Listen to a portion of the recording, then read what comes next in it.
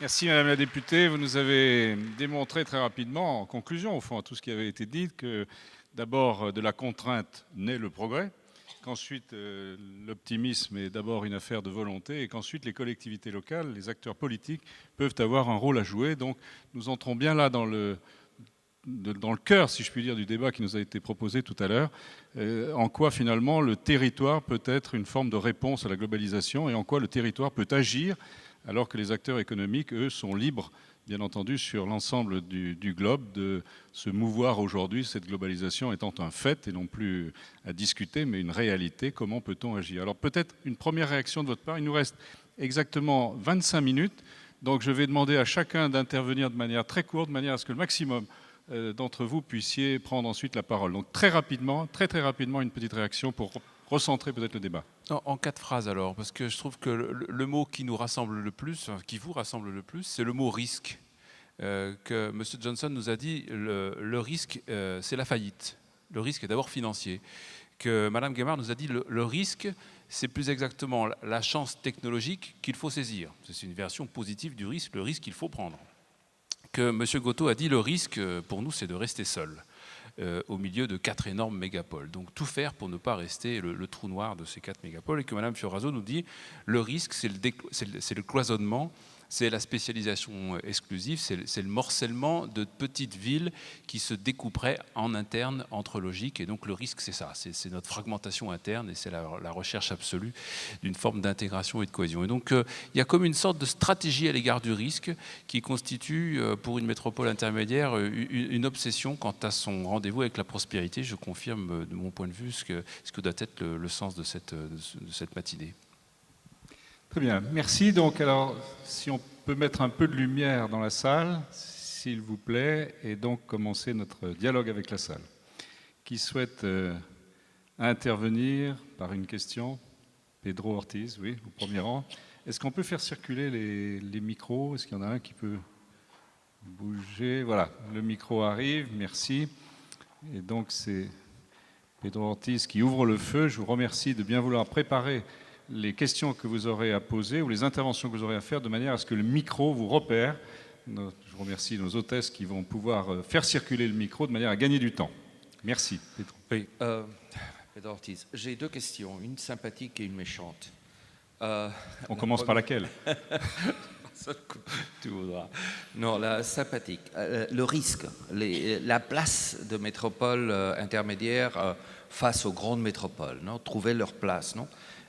Comme nous avons vu par l'intervention de Joe Montgomery, les grandes métropoles continuent à suctionner les grands investissements, la grande production, la grande puissance productive du monde. Non. Donc, quelle est la place des métropoles moyennes face à cette puissance des grandes métropoles? Est-elle une place productive? Elles peuvent démontrer qu'elles peuvent être plus efficaces que les grandes métropoles? Je ne le crois pas. Il y a des économies d'échelle qui poussent vers la concentration progressive dans ces grandes métropoles.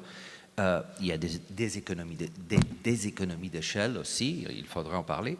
Mais alors, si elles ne peuvent pas faire la compétition sur la production, est-ce qu'elles peuvent trouver d'autres arguments pour trouver leur place? C'est-à-dire des arguments sociaux, on ne peut pas oublier, ou des arguments territoriaux, on ne peut pas oublier des zones du pays, on ne peut pas des arguments environnementaux, on ne peut pas le footprint des grandes métropoles peut devenir insoutenable, donc des arguments complémentaires à la production. Ça, c'était la plaisante. La méchante, c'est très bien la technologie pour le téléphone cardiaque, l'eau intelligente ou la voiture verte, non? Mais la technologie ne résout pas les personnes qui gagnent $1 par jour, non? Et ça, c'est la moitié de l'humanité. Non, je voudrais un gadget pour faire qu'au lieu de gagner $1 par jour, il gagne $100 par jour, non? Et il puisse vivre, non? Ma demande, non? Ce que je me demande, c'est si ce ne sont pas des anecdotes qu'il faudrait adresser, mais des catégories, non? À travers la technologie. On prendra ensuite une question dans cette partie-là de la salle. Je demande donc à ceux qui ont été interpellés, au fond, de bien vouloir répondre. So, Joe first. I have to say,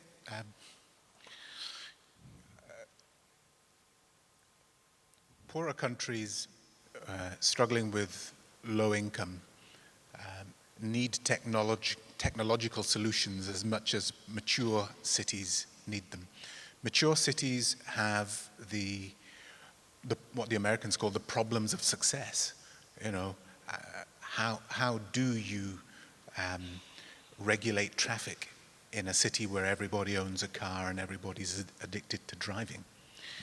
But then you look at the way that mobile telephony has allowed some African cities to improve their capacity to trade by leapfrogging, by skipping a whole generation of cabled telephony. So in all of this, I would say that technology can be a solution.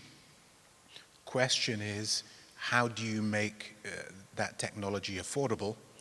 This is a bigger challenge, especially where cities struggle to build up a tax base that would allow them to invest. And in a very interesting way, I think actually corporations can provide solutions for some of those cities. Because if corporations want the marketplace that those big aggregations of population could potentially supply for them, I think they have to get engaged and provide some of the solutions. Est-ce que les sauts technologiques peuvent être aussi un facteur de sortie de la situation d'un certain nombre de nos concitoyens mondiaux? Mais je voudrais aussi répondre à la gentille question, qui n'était d'ailleurs pas si gentille que ça, et l'autre n'était pas si méchante que ça. Je pense que Madame la députée l'a très bien dit. C'est pas vrai que les villes moyennes n'ont pas leur chance. Au contraire, elles ont presque plus leur chance que les grandes villes, pour une seule raison, que Madame la députée a très bien démontré. C'est leur capacité de décision et de décision rapide. Les grandes villes, les grandes métropoles sont engluées dans des processus de décision, de rapport de force qui sont souvent beaucoup trop compliqués. Quand vous êtes dans une ville de 300 000 habitants, 400 000 habitants, vous pouvez vous entendre, vous pouvez décider vite. Et je dis ça parce que s'il y a une question qui nous préoccupe, nous comme entreprise, qui sommes une grande entreprise, c'est justement la question de la vitesse, de la réactivité. Parce que vous avez dit que les solutions qu'on proposait étaient faites pour les pays développés. J'ai pourtant essayé de prendre des exemples qui étaient ceux qui sont nés en Chine ou qui sont nés en Inde et qui sont au Brésil et qui sont venus par retour dans les pays développés, puisque c'est ça l'avenir. Il y a une révolution majeure que tout le monde oublie de dire. C'est qu'il y a encore 15 ans, il valait mieux être quelqu'un de moyen, né dans une bonne famille anglaise, qui avait la capacité d'aller dans une grande université, que d'être un Indien ou un Chinois ou un Brésilien né dans un bidonville, mais très intelligent. Aujourd'hui, c'est plus vrai. Internet a donné accès au monde à n'importe qui. Et vous prenez un gamin qui s'appelle Ruggiero au Brésil. Il y a 15 ans, il y a 20 ans, son père, s'il devait rêver ce qu'il voulait, il aurait rêvé d'une motocyclette. Et un gamin, aujourd'hui, il rêve d'un ordinateur. Parce que l'ordinateur lui donne accès au monde, lui donne accès à l'intelligence, lui donne l'accès à la connaissance et lui donne l'accès à l'invention. Et d'ailleurs, même si c'est aux États-Unis que ça s'est principalement produit et en Inde, les grands groupes qui ont connu une expansion extraordinaire sur la base de technologies, c'est des groupes comme Infosys en Inde, c'est des groupes comme Google ou autres qui se sont créés par des jeunes dans des garages. À la différence près, mais ça c'est une petite parenthèse, excusez-moi, mais je voudrais quand même la faire parce qu'elle est importante, c'est que des gens comme Bill Gates ou comme Mark Zuckerberg n'auraient jamais pu faire ce qu'ils ont fait en France, tout simplement parce qu'ils n'avaient pas terminé leurs études. Et qu'en France, aucune banque ne prête à aucun jeune qui n'a pas fait ses études. C'est une parenthèse. Mais pour ça, pour revenir à votre question, je pense que justement, aujourd'hui, la technologie, elle émerge de partout. Regardez le système qui a été construit autour d'Apple. Parce que tout le monde parle de l'iPhone 4, S, de la tablette iPad, etc. Mais le génie d'Apple, c'est pas ça. Le génie d'Apple, c'est d'être une formidable trappe à innovation, puisque vous avez 35 000 applications sur l'iPad qui ne sont pas faites par Apple, mais qui sont faites par tous les génies du monde qui veulent avoir une application iPad ou iPhone. Donc, et ces petits génies, ils sont de partout dans le monde. Et aujourd'hui, qu'est-ce qu'on constate? C'est qu'on constate que les ingénieurs, comme le disait Madame la députée, qui ont été formés aux États-Unis, ils ne restent plus aux États-Unis. Ils vont en Inde, ils vont en Chine, ils vont au Brésil, parce qu'ils vont, eux, créer l'innovation du futur. Et heureusement, d'une certaine manière, parce que ça veut dire que ce sont les villes émergentes, nos villes, la compétition de l'innovation est là, mais cette innovation, nous gagnerons cette bataille de l'innovation pour l'Europe, qui me concerne, et même si je travaille pour une société américaine, je souhaite que la France, mon pays, mon territoire et l'Europe gagnent, ne se fera justement, comme vous l'avez très bien dit, que dans cette alliance sacrée entre les partenaires publics, les partenaires privés et le consommateur. Oui, Madame la députée, donc la question se posera ensuite, la question suivante, dans cette partie-là de la salle. Merci d'amener le micro. Madame la députée. Oui, juste un petit mot pour dire que l'innovation, c'est pas seulement l'innovation technologique, c'est l'innovation d'usage, c'est l'innovation sociétale. Et de ce point de vue, la technologie, elle est un moyen. Ça n'empêche pas d'avoir un projet politique ou un projet sociétal. Donc il ne faut pas non plus mélanger les deux, me semble-t-il. Oui, mais il ne faut pas mélanger les deux niveaux et il faut les deux. Une technologie au service d'un projet politique et d'un projet sociétal. Je prendrai juste un exemple, puisqu'on a parlé de la voiture électrique. Bon, la plateforme de recherche de la voiture électrique est au Liten à Grenoble. Et on a parlé aussi des systèmes miniaturisés pour la médecine et la médecine ambulatoire, la médecine mobile. Si Alain Mérieux, l'entreprise Biomérieux, présidée par Alain Mérieux, est venue installer, a déménagé d'ailleurs son centre de recherche sur la biologie moléculaire il y a 6 ans de Lyon à Grenoble, c'est parce qu'il y avait un pôle de recherche important à Grenoble. Et qu'est-ce qu'ils ont produit avec ça? Des systèmes ambulatoires de santé que leur fondation, notamment, utilise par le biais de la fondation, donc ce n'était pas dans un rapport marchand, en Haïti ou dans d'autres pays aujourd'hui en détresse. Et c'est permis par la technologie. Avant, ils n'auraient pas pu le faire. Des diagnostics ambulatoires, des vaccinations du coup adaptées et de façon ambulatoire, ils n'auraient pas pu le faire non plus sans cette miniaturisation. Donc la technologie, elle est bien au service d'un usage sociétal. Juste deuxième point très rapide sur la réactivité. Moi, je voudrais dire qu'on souffre aussi, vous l'avez évoqué, Madame Guémin, d'une technocratie énorme en Europe et en France, qui empêche le projet. Moi, je crois vraiment à la force des projets. Et je vois les investissements d'avenir qui sont une bonne idée au départ. Ils se perdent aujourd'hui dans la technocratie. Ce qui compte, c'est quoi au niveau de la protection juridique? C'est de protéger tout ce qui est propriété intellectuelle, tout ce qui est propriété industrielle. Le reste, la technocratie, les fondations, les trucs compliqués qu'on met en place, qu'on doit faire vérifier 3 fois par Bercy, et c'est pareil à l'Europe. On perd un temps, mais phénoménal. Pendant ce temps-là, à l'autre bout du monde, ils avancent. Donc nous, pour faire Minatech, le pôle d'innovation micro-nano, je peux en parler puisque c'était vraiment maîtrise d'ouvrage, conseil général. Les financeurs étaient la métro, donc la communauté d'agglo, la ville de Grenoble à son niveau, et puis le conseil régional. On n'a eu aucune structure juridique. 220 millions, dont 200 millions d'euros d'argent public, sans aucune structure juridique, une obligation de réussite avec tous les financeurs autour de la table, y compris l'État. Et l'État s'est habitué à ce rythme. Et finalement, en 2 ans, on a construit Minatech. Si on n'avait pas eu cette absence absolue des juristes, si on avait voulu monter une structure, je pense qu'on serait encore en train de monter la structure et on n'aurait toujours pas construit Minatech.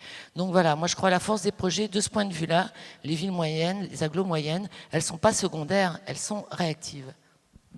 Merci de ce témoignage. Je donne donc la parole à la personne qui m'a demandé. Je vous demande de vous présenter. Merci beaucoup et de poser votre question ou d'intervenir. Bonjour, Julien Birgy de la communauté urbaine de Bordeaux.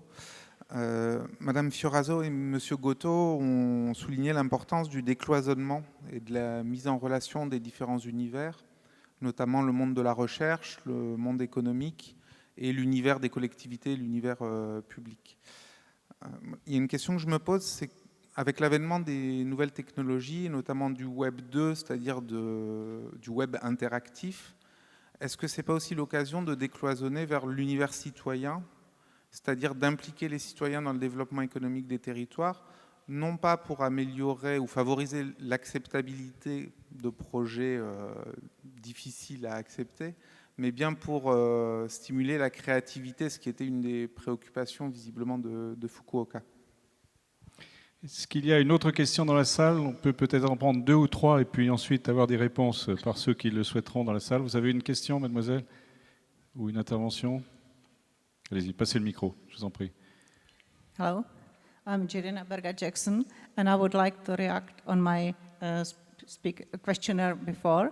I would like to add, perhaps if we are looking at the metropolitan area, the big, great areas, and when we are trying to mobilize the local business, perhaps we need to, and it still may not overcome all the risk there, we perhaps have to look to the other element, which are the citizens. And maybe we need even to consider that citizens could be the part of this renewal process, because it's their property prices which are being impaired, and it's their clever children which are leaving the district, pressing the second grade down ever more. And so to combat this particular circuit, I think they need somehow to arise and support their own interest too. Prise en compte des citoyens. Une troisième question qui peut être prise en compte. Nous répondrons et puis si d'autres questions se présentent, ici derrière. Merci. C'est Roy Adams, me semble-t-il. Oui, merci. J'étais habitant de Londres, mais arriviste maintenant à Nantes, où le cadre de vie est exceptionnel. Je vais parler en anglais.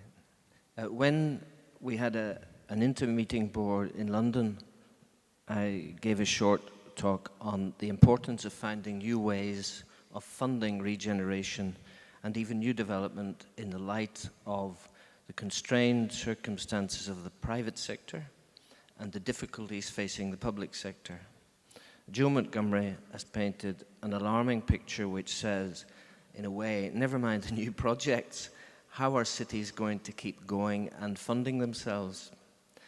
But my question is to Madame Guémard, and it is really around the possibility of major utility companies contributing to the financing of enabling infrastructure.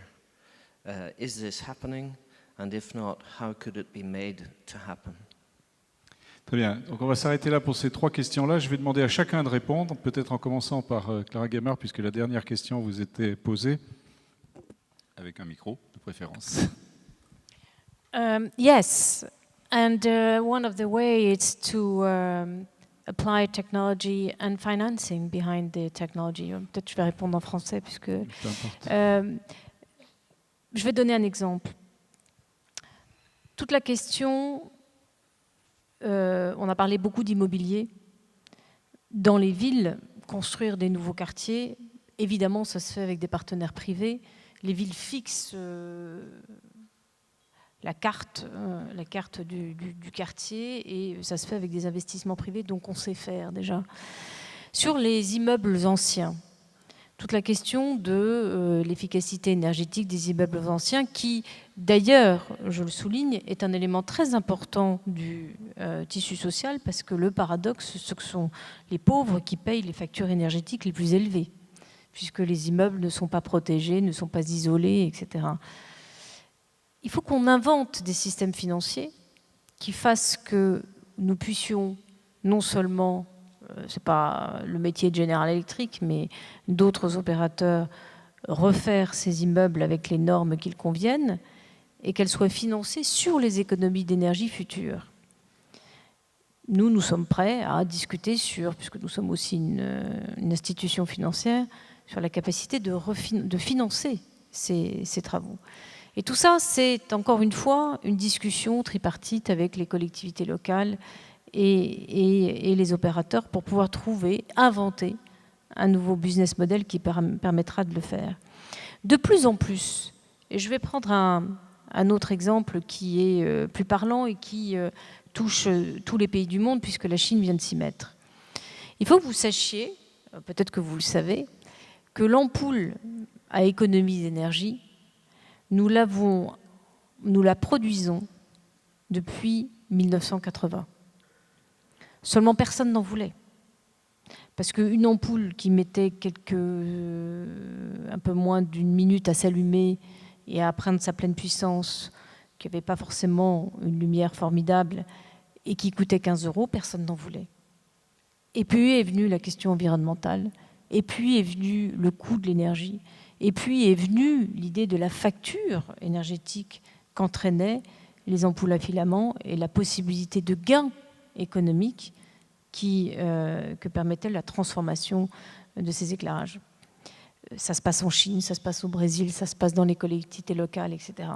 Mais c'est là où le lien entre la technologie et le besoin économique et le financement interviennent. Et qu'est-ce qu'on a inventé? Bien sûr, on vend ces ampoules, mais on a monté des partenariats avec des collectivités locales qui font qu'elles ne payent pas l'investissement. C'est en partenariat public-privé, mais elles garantissent un certain montant financier à l'usage. C'est les PPP, et je pense que la France a une longueur d'avance par rapport aux autres pays, parce que nous savons faire ça. Ça veut dire que ce sont les villes, les collectivités locales qui fixent les règles du jeu, mais elles ne sont pas obligées de dépenser de l'argent, puisque nous prenons en charge à la fois l'installation, le financement, et c'est une forme d'abonnement, de prix, de tout ce que vous voulez, qui fait que ça garantit pour les acteurs privés la possibilité du financement. On sait faire. Kaishi, ensuite Joe Montgomery. Donc, puisque... I got a question about the citizen participation, actually, but we are taking it lightly, actually, because we believe the innovation should come from business sector, not the public sector, actually. So it's so fast, so we cannot really involve many publics in the process. That's what we believe at this point. But we have to be accountable. And then our approach is to differentiate the types of investment, because we are not Tokyo. We cannot really attract a huge size, short-term hedge fund, which expect a high return. Instead, we are going for kind of mid-risk, mid-return in the long range, which is not really in the real estate or infrastructure, but instead, which should come more on technology and a new business, which can be sold to the world, maybe in partner with multinational company like GE's. So we are going for the geothermal or the hydrogen energy, that kind of thing, and also animation and Japan Cool Media, something like that. Then we might start attracting the investment for real estate and infrastructure. We cannot really start making the demand for real estate investment from scratch. That's our attitude in today's economic crisis. Thank you very much. Joe? Actually, I very much liked your city strategy of saying part of our solution lies in the quality of the connections we can build, because I think part of the answer for cities is trade. And I think the dilemma behind that is once you start to generate trade, how much of the surplus and how much of the talent can you keep at home? If you're a city with a good quality of life, then people will be involved in global trade but still want to live where you are. And the cities that haven't attended to the local quality of life have the risk that even where they generate talent, it will leave and go to all those emerging, attractive, groovy Fukuoka-type places that are so attractive. Yes, the big cities are always going to be a magnet, but increasingly, small, high quality of life cities will prove to be the kind of places that people want to go to. And just if you allow me a quick response to Roy. Roy, I'm not saying cities are doomed. I'm saying cities that are clever and have always been prosperous have some chance of outstripping other cities yet more. But I'm also saying that part of the vocabulary that second-tier cities are going to have to learn is, how do I re-engineer my processes to be one of those towns where it's very easy and very swift to set up a business, to do a big deal, a public-private sector deal? How can I get to a position where my town is prepared to think creatively about the land and the assets it might throw into a deal, only expecting the return maybe when the deal is profitable, rather than establishing entry costs up front? So there's a whole new vocabulary I think second-tier cities will have to learn about connecting themselves to big profitable cities, about generating trade but keeping the benefits of those trade at home by addressing some of your livability issues, and then how can you re-engineer your own processes and your finances to make yourself a viable economic partner for the future. So I'm saying actually small secondary cities can thrive perfectly, but those who don't attend to those issues, I think, will be on that list of cities that are perceived as high risk. Madame Fioraso, vous partagez cet avis, vous répondez en même temps aux questions qui avaient été soulevées. Je vous en remercie. On a déjà dépassé le temps de 2 minutes, mais je pense que l'assistance nous admettra à 3 minutes supplémentaires pour Madame Fioraso et puis Monsieur Vanier, qui dira les derniers mots de cette session. Alors d'abord sur l'importance de la qualité de la vie et de l'environnement pour l'attractivité des villes et des agglomérations dites moyennes. Entre parenthèses, je déteste ce mot, ça veut rien dire moyen. J'ai vu dans un film une fois une mère qui disait à ses enfants: vous n'êtes ni beau ni laid, mes enfants, vous êtes moyens. Je trouve que vaut encore mieux être laid finalement que d'être moyen. Donc moyen, ça veut rien dire. C'est juste la taille, voilà. C'est une taille différente, ça n'est pas une taille de géant. Ça n'empêche pas de faire des projets pour nous à Grenoble qui s'appellent Giant. Voilà, on peut être ambitieux avec une agglomération de 400 000 habitants. Donc ce terme de moyen, il faudrait trouver autre chose, peut-être intermédiaire, je sais pas. Enfin bref, pour Grenoble, à Grenoble, sur 10 habitants qui habitent Grenoble, donc 8 d'entre eux ne sont pas grenoblois d'origine. Hein, c'est une conséquence de ce que je disais tout à l'heure, une ville de passage, une ville militaire, une ville qui a beaucoup accueilli les gens de difficulté, les étrangers en difficulté vis-à-vis de leurs droits fondamentaux. Et du coup, on a regardé pourquoi ces 8 habitants étaient venus à Grenoble. On a fait un sondage. Et c'était pas pour la qualité de la gestion municipale ou d'agglomération, c'était pas pour la qualité de la science. Sur ces 8 personnes, 70% d'entre elles étaient venues pour la montagne, donc pour l'environnement. Et puis le reste était venu, effectivement, alors la montagne, ça avait pu être aussi un choix de lieu d'études. Donc on arrivait à garder des étudiants, notamment des écoles d'ingénieurs, grâce à cet environnement de montagne. Donc oui, importance de l'environnement, oui, l'importance de la qualité de la vie, oui, l'importance aussi, je crois, de tout ce qui touche à la culture, à l'éducation. Je crois que c'est extrêmement important et là, ça relève directement des responsabilités des collectivités territoriales. Ça devrait aussi intéresser l'État.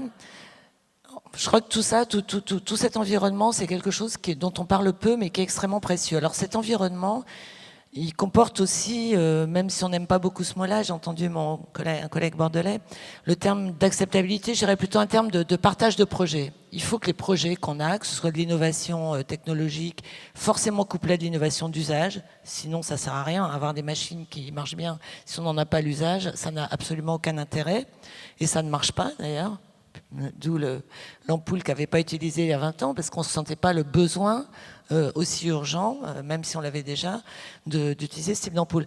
Donc comment finalement faire partager tout un territoire, un projet de développement, surtout quand il est basé sur l'innovation.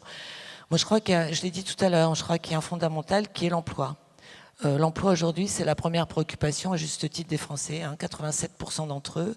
Et sans innovation, sans diffusion de l'innovation, on ne gardera pas les emplois. Donc je crois que ce soit des emplois commerçants, que ce soit des emplois de l'économie sociale et solidaire, que ce soit de l'emploi de niche de haute technologie, que ce soit de l'emploi industriel, je crois que l'emploi doit être irrigué par toutes sortes d'innovations.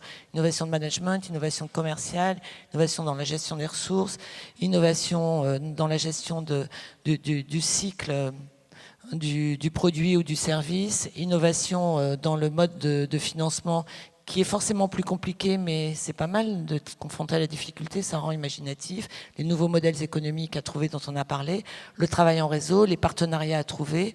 Donc moi je dirais qu'il faut de la flexibilité, de la réactivité, de l'imagination, et ça on peut le partager avec tout le monde et on peut prendre des idées de tout le monde. Je donnais un exemple, une entreprise de l'agglomération grenobloise qui est une entreprise 100% familiale. C'est une entreprise de taille intermédiaire, elle s'appelle Arémon, elle était spécialisée il y a 4 générations dans les boutons de guêtre et les boutons pour la ganterie, puis les boutons pression. Maintenant, elle est leader mondial dans le domaine des fixations pour l'automobile et surtout, elle vient de se diversifier dans les biotechnologies. Une entreprise qui a fait un bond extraordinaire. Pourquoi ? Elle a toujours eu un management de l'innovation top-down, c'est-à-dire, l'inverse, bottom-up. C'est-à-dire qu'il y avait des boîtes à idées, le technicien, l'ingénieur pouvait donner son point de vue et cette entreprise produit chaque année 700 produits nouveaux. 700 produits nouveaux. Pour une entreprise qui a maintenant 5000 salariés, 15 implantations dans le monde, qui se protège des OPA, qui ne veut pas être en bourse. Donc une entreprise qui fait en Allemagne ce qu'on appelle le Mittelstand, c'est-à-dire tout ce qui fait la richesse de l'industrie allemande, et une entreprise qui produit et fabrique en France, même quand des constructeurs automobiles, certains avec une part de l'État dans leur capital, leur demander de chiffrer leur devis avec une fabrication dans le pays émergent et avec une fabrication en France, qui est quand même pas tout à fait normale. Et ben, c'est une entreprise qui va très bien, qui, malgré les remous de l'industrie automobile, n'a jamais licencié, qui a toujours su s'adapter et qui aujourd'hui, encore une fois, se diversifie. Alors, le domaine va vous paraître un peu exotique. Dans la fécondation des bovins, ils viennent de gagner, eh oui, c'est parce qu'ils ont mis au point un système de fixateurs à l'intérieur, excusez-moi pour les détails, du vagin des mammifères. Ça pourrait s'adapter aux humains d'ailleurs. Ils viennent de gagner le marché des vaches brésiliennes. Quand on sait qu'il y a 4 fois plus de mammifères dans le monde que de voitures, on peut dire que cette entreprise est promise à un bel avenir. Mais je crois que c'est un bel exemple de ce qu'on peut faire à partir d'un territoire, aidé par des structures comme Oseo, aidé aussi par le territoire, mais surtout en comptant sur sa propre créativité. Et là, je crois qu'on peut travailler effectivement avec la créativité de tout le monde. Alors on a compris que c'était une entreprise intermédiaire, ambitieuse, mais pas moyenne. Et qui surtout s'appuyait sur la compétence de ses salariés. Je crois que c'est comme ça qu'on fait. Moi, je ne crois pas à la pseudo-démocratie de communication par Internet non régulée ou un peu diffuse. Je pense que ça peut être même extrêmement dangereux. Mais en revanche, je crois beaucoup à la créativité des citoyens et au fait que maintenant, ils doivent participer au projet effectivement que l'on monte. Donc la ville comme lieu de création finalement de la valeur ajoutée, en vraiment, alors un mot maintenant, il n'y a même plus deux. Un mot pour terminer cette session, non pas peut-être la conclure, parce qu'il y aura d'autres sessions qui suivront. Ça pourrait presque être le mot de Coluche, mais on ne va pas s'arrêter là-dessus, parce que Coluche disait la bonne taille pour un homme, c'est quand les pieds touchent par terre. Et manifestement, c'est ce qu'on dit dans beaucoup d'approches urbaines et territoriales. Non, l'autre mot sérieux, après ce rendez-vous avec la question du risque, c'est celui de la rapidité. Je suis frappé comment un grand nombre de discours qui nous sont proposés ici, d'analyses qui nous sont proposées, se convergent sur la notion de rapidité d'un territoire. Une rapidité qui est à la fois une rapidité technologique, une rapidité de saisissement technologique, une rapidité dans la décision publique ou dans la décision collective, ça a été dit, une rapidité dans la mutation culturelle, la mutation entrepreneuriale, une rapidité d'une façon générale dans le monde du projet. Et on voit comment effectivement, quelle que soit la taille du territoire, et j'oserais ajouter en passant la configuration géographique de sa stratégie, dont on a finalement peu parlé, parce que ce n'était pas la clé qui dominait les interventions, c'est dans cette qualité-là, cette nouvelle qualité-là, la rapidité, la réactivité ou la proactivité, que certaines villes, quelle que soit effectivement leur configuration géographique, sont susceptibles ou pas de garantir les conditions de leur prospérité. Voilà, merci. Donc, nous avons dépassé, je vous prie de nous en excuser 10 minutes, mais je pense que vous considérez comme moi que c'était bien utile et en tout cas très intéressant. Donc, le prochain rendez-vous, si j'ai bien lu la note, est à 14h30 dans cette même salle. Et d'ici là, je vous souhaite à tous un bon appétit au nom du groupe de l'INTA. En remerciant l'ensemble, bien entendu, de nos conférenciers.